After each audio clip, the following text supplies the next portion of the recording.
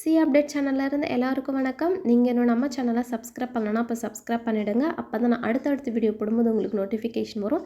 நீங்களும் அதை மிஸ் பண்ணாமல் பார்ப்பீங்க. அண்ட் நீங்கள் இன்னும் நம்ம டெலகிராம் சேனலை விசிட் பண்ணல அப்படின்னா கண்டிப்பாக போய் விசிட் பண்ணிவிடுங்க. அதில் நான் சிஏக்கு ரிலேட்டடான நிறைய மெட்டீரியல்ஸ் ஆல்ரெடி அப்லோட் பண்ணிவிட்டேன். அது எல்லாமே உங்களோட சிஏ ப்ரிப்பரேஷனுக்கு வந்து ரொம்ப ஹெல்ப்ஃபுல்லாக இருக்கும். டெலகிராம் சேனலுக்கான லிங்க்கை நான் இந்த வீடியோ டிஸ்கிரிப்ஷனில் பின் பண்ணுறேன். நம்ம சேனலில் விசிட் மட்டும் பண்ணுறது இல்லாமல் சப்போர்ட் பண்ணுற விதமாக சப்ஸ்கிரைபும் பண்ணிவிடுங்க. இந்த வீடியோவில் நம்ம என்ன பார்க்க போகிறோம் அப்படின்னா சிஏ ஃபவுண்டேஷன் பிஸ்னஸில் கேஸ் ஸ்டடியை எக்ஸாம் டைமில் எப்படி எஃபெக்டிவாக ப்ரெசென்ட் பண்ணுறது அப்படின்னு நம்ம ஷார்ட்டாக இந்த வீடியோவில் பார்த்துடலாம்.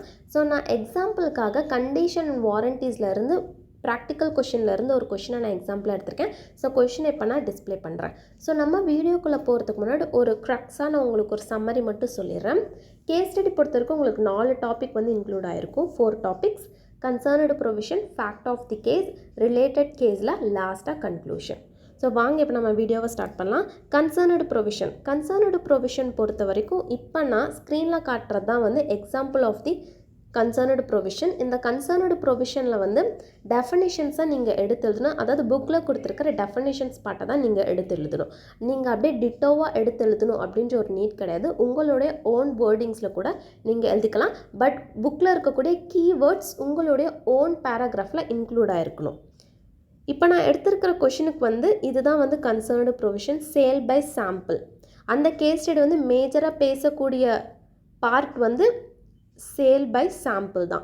எக்ஸாம் டைமில் பார்த்தீங்க அப்படின்னா உங்களுக்கு இருக்கக்கூடிய கொஷின் வந்து 2 ப்ரொவிஷன் ஆர் 3 ப்ரொவிஷன் இன்க்ளூட் ஆகி வர மாதிரி இருக்கும். ஏன்னா ஐசி எப்பயுமே அந்த ஸ்டாண்டர்டில் தான் கொஷின் பேப்பர் வந்து செட் பண்ணுவாங்க. ஸோ நீங்கள் உடனே எக்ஸாம் டைமில் யோசிக்காதீங்க இந்த ப்ரொவிஷனான்னு யோசிக்காமல் 2 ப்ரொவிஷனையுமே எடுத்து எழுதி வச்சுருங்க.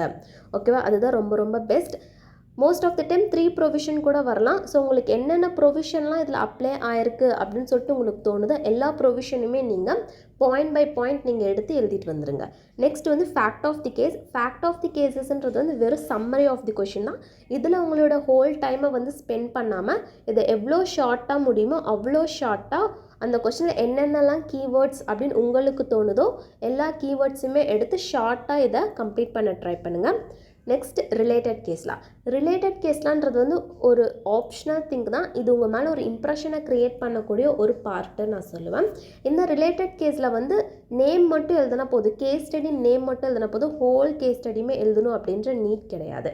இப்போ சப்போஸ் ஒரு கொஷின் உங்களுக்கு கேட்டிருக்காங்க, அதாவது ஒரு கேஸ் ஸ்டடி கேட்டிருக்காங்க, அதுக்கு ரிலேட்டடான புக்கில் எக்ஸ்பிளைன் பண்ணக்கூடிய ஒரு கேஸ் ஸ்டடி நேம் எனக்கு தெரியும் அப்படின்னா 100% கான்ஃபிடென்ட் இருந்தால் மட்டும் அந்த நேமை உங்கள் ஆன்சரில் நீங்கள் ப்ரெசென்ட் பண்ணுங்கள். லாஸ்ட்டாக கன்க்ளூஷன். இந்த கன்க்ளூஷனில் வந்து held, it was held that, it was concluded by the court that, இந்த 3 வேஸில் நீங்கள் கன்க்ளூஷனை ஸ்டார்ட் பண்ணிக்கலாம். கன்க்ளூஷன் பொறுத்த வரைக்கும் டீட்டெயிலாக எழுதுங்க.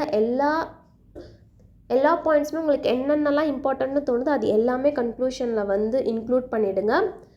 Fact of the cases and provision ரெண்டையுமே மர்ஜ் பண்ணி கன்க்ளூஷனை எழுத ட்ரை பண்ணுங்கள். அண்ட் மோஸ்ட் இம்பார்ட்டன்ட் திங், இப்போ சப்போஸ் கேஸ் ஸ்டடி வந்து எக்ஸாமில் ஒரு ஜென்ரல் பாயிண்ட் ஆஃப் வியூவில் கேட்டிருக்காங்க அப்படின்னா உங்களுடைய ஒப்பீனியனை கன்க்ளூஷனில் நீங்கள் இன்க்ளூட் பண்ணவே கூடாது. அது ரொம்ப தப்பான ஒரு விஷயம். அது உங்கள் ஹோல் கேஸ் ஸ்டடி ஆன்சருமே ஸ்பாயில் பண்ணிவிடும். ஸோ உங்கள் ஓன் ஜட்ஜ்மெண்ட்டை கன்க்ளூஷனில் இன்க்ளூட் பண்ணாதீங்க. ஒன்லி கோர்ட் ஜட்ஜ்மெண்ட் மட்டும்தான் நீங்கள் இன்க்ளூட் பண்ணணும்.